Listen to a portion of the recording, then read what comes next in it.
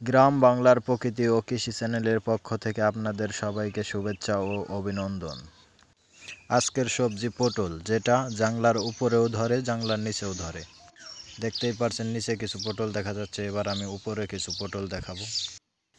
পটল এমন একটি সবজি যা একবার চাষ করলে আপনার যতদিন ইচ্ছে ততদিন রাখতে পারবেন। পটল গাছ যতবার কাটা হয় ততবারই নিচে থেকে পোয়া নিতে থাকে এবং পটল হতে থাকে। তাই পটল চাষ করলে পটলে খরচ অনেক কম এবং লাভবান অনেক বেশি হওয়া যায়। দেখতেই পারছেন ক্ষেতটা কত সুন্দর দেখা যাচ্ছে।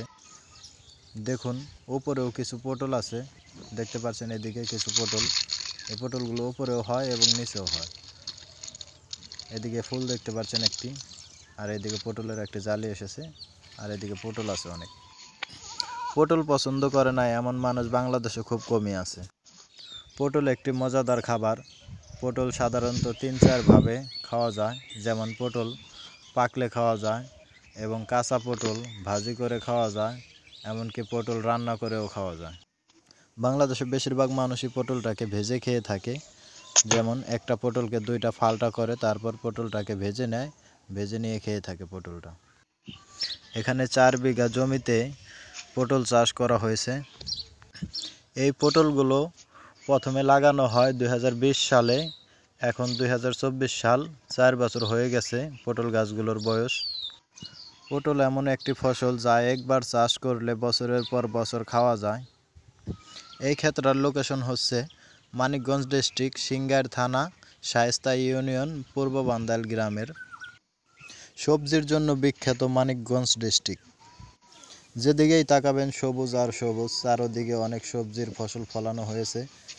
একটু সামনের দিকে এগিয়ে আপনাদের দেখানোর চেষ্টা করব। দেখতেই পারছেন লতা পাতার ভিতরে শুধু সবজি আর সবজি। এখন আমি আপনাদেরকে নতুন আরেকটা পটল ক্ষেত দেখানোর চেষ্টা করব, ততক্ষণ সাথেই থাকুন। এই ক্ষেত্রায় দেখতে পারছেন কিছু পটল দেখাবো আপনাদেরকে। দেখুন এখানে দেখা যাচ্ছে কিছু পটল, দেখতে পাচ্ছেন কি সুন্দর উপরে ধরে আছে। এদিকে পাতার নিচে একটা পটল, সামনে একটা পটল, ডাইনে একটা পটল, বামে একটা পটল। যেদিকেই তাকাবেন শুধু পটল আর পটল। পাতার কারণে সবগুলো পটল দেখাতে পাচ্ছি না। এতক্ষণ উপরে পটল দেখালাম, এখন একটু নিচে পটল দেখাবো। দেখতে পাচ্ছেন এখানে নিচে পটল আছে। এখন আমি আপনাদেরকে নতুন একটি পটল ক্ষেত দেখাবো, যে পটল ক্ষেতটা এবছর করা হয়েছে ফার্স্ট। দেখতে পাচ্ছেন এই পটল ক্ষেত্রায় জায়গায় জায়গায় একটা একটা পটল ধরে আছে, কত সুন্দর দেখা যাচ্ছে পটলটা। এই পটল ক্ষেতটা সম্পূর্ণ নতুন, এবছর করা হয়েছে।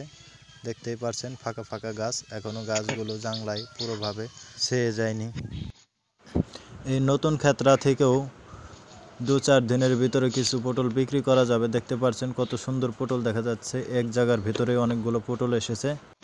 গ্রাম বাংলার প্রকৃতি ও কৃষিকাজের নতুন নতুন ভিডিও দেখতে চাইলে অবশ্যই চ্যানেলটি সাবস্ক্রাইব করে রাখবেন।